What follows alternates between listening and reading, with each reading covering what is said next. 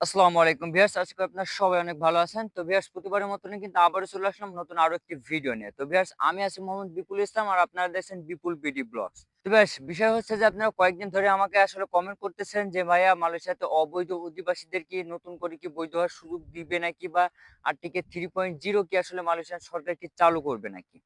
বা মালয়েশিয়াতে যারা অবৈধ অধিবাসী যারা আছে, যারা ১ বছর বা ১ বছরের কম যারা অবৈধ যারা আছেন, যারা চাচ্ছেন হচ্ছে আসলে দেশে চলে যেতে চাচ্ছেন, তাদের বিষয় নিয়ে মালয়েশিয়ান সরকার যে নতুন যে ঘোষণা দিয়েছে বা যে নতুন যে নোটিশ গুলা দিয়েছে, সেই নোটিশটা আপনাদেরকে জানানো। তো ভিউয়ার্স, ভিডিওটা স্কিপ না করে ভিডিও সম্পূর্ণ দেখার অনুরোধ থাকবে। আর ভিডিওটা বেশি, বেশি করে শেয়ার করে দিবেন।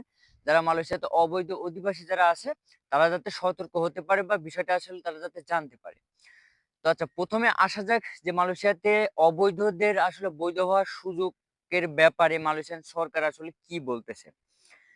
তো আপনারা সাম্প্রতিক সময়ে আপনারা দেখতে পাচ্ছেন কুয়ালালামপুরে অবস্থানরত বাংলাদেশ যে হাই কমিশন আছে, সেখানে কিন্তু বাংলাদেশী যারা অবৈধ অধিবাসী যারা আছে, তারা কিন্তু একটা মানববন্ধন কিন্তু করছিল।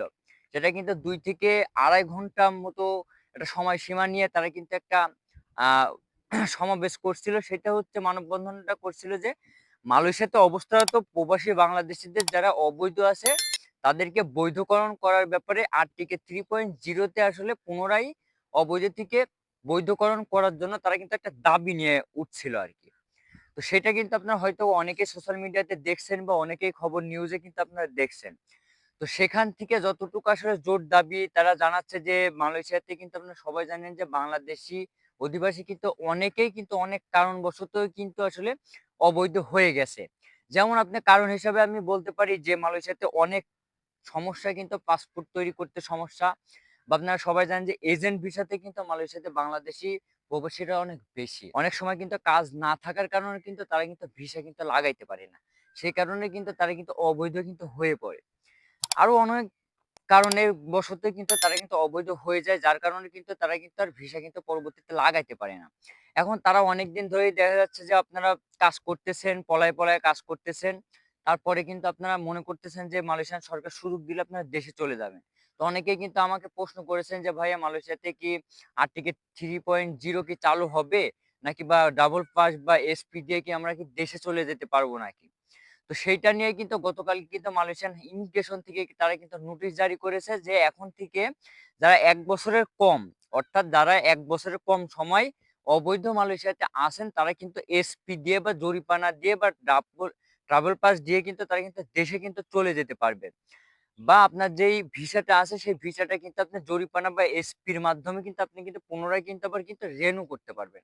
এইটা জাস্ট কিন্তু মালয়েশিয়ান ইমিগ্রেশন কিন্তু ঘোষণা দিয়েছে যে যারা শুধুমাত্র মালয়েশিয়াতে ১ বছরের কম যারা অবৈধ আছে, তাদের জন্য কিন্তু প্রযোজ্য।